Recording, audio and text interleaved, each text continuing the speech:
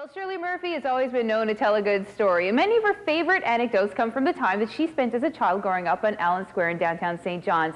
So throughout her career as a columnist and radio broadcaster, Shirley says that she always wanted to tell people about the stories that she'd collected. And judging on the kind of stories that she told us today, her new memoir will leave you wanting more.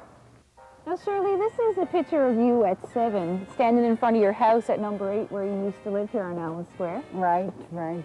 And I mean, I imagine that this place looks much different than it did back in the 40s. It does, it does. It looks very different. All the old people are gone, but I can still feel the spirit of a lot of them. It's nice to be here, but kind of sad. I know that when you were 7, it was a pretty hard time of your life for you. At that time, you very. had... Yeah, very. So you lost your father? Yeah, at 7. And I mean, so how did that impact your mother and your siblings at that time? Devastatingly. Yeah, impacted everybody devastatingly because there was no source of income. Nothing at all, you know. Nothing. I used to go home from school and see Mom crying at the table, you know. Then when she saw me coming looking for food, she probably cried even harder.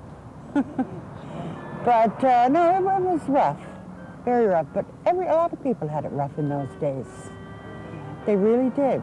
And you certainly didn't let any of that stuff hold you back from enjoying simple pleasures in life. Oh, always. We could rent a bike for 25 cents and go all over the place. We walked up to Signal Hill. We walked to Kent's Pond for swimming. We went, we didn't know we were poor. You know, I didn't know I was poor until one of the neighborhood girls who was attending university asked if I could go to a Christmas party for underprivileged children. What, me? Underprivileged? That's often the way it is, you know? I was always surprised to read in your book that the first time that you saw a toilet seat was when you went to school. That's true. Oh my God. We had this little toilet in the hall in the little room, you know. I used to have to scrub that. And you were just down the road here from the old Capitol Theater at the time, which would have been a popular place as a kid, wouldn't it? Oh my God, the Capitol Theater. Good memories from there. Myself and my friend Molly used to go down and bum money to get a bit of pocket money, and we'd see the Yanks standing there with their girlfriends, and Mr. got a nickel. No problem. We would have been killed if anybody had known it, that we were doing it, you know. Yeah, now right on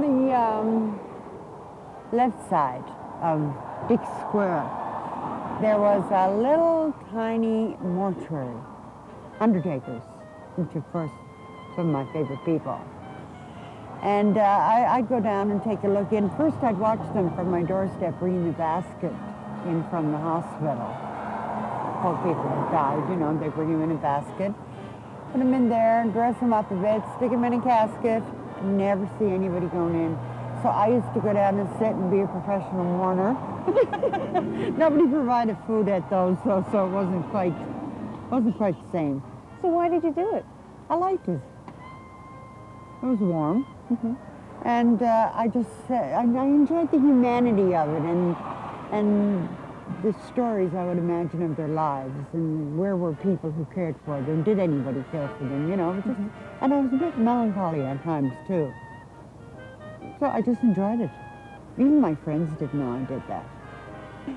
I understand that since you've written the book now, Allen Square, some of the old people from the neighborhood have gotten in touch with you. Yep, they really have. I had an email from Shaders, who lived right there. One from Joe Bow, who lived second house from the top.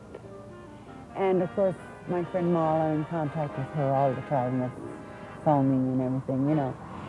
I've heard from a lot of people. Senator Bill Doody, I've heard from his son, who works at the Justice Department. And when I saw that, I said to my husband, oh my God, they finally caught up to me, the Justice Department.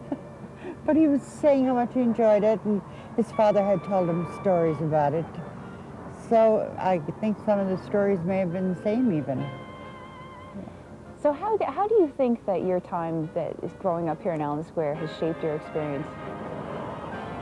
In a good way, in a very good way, because it leads you to appreciate everything you have, you know? Really leads you to be thankful for the small things and thankful for the good things, and just never bothered me any. I was always a happy type. If I wasn't screaming at my brothers, I was laughing, you know, so. Shirley, it was really wonderful to I enjoyed meet talking with you to you. here. Yes, Yeah. thanks so much, and best of luck. We'll speak with you soon. Thank you. Thanks for having me.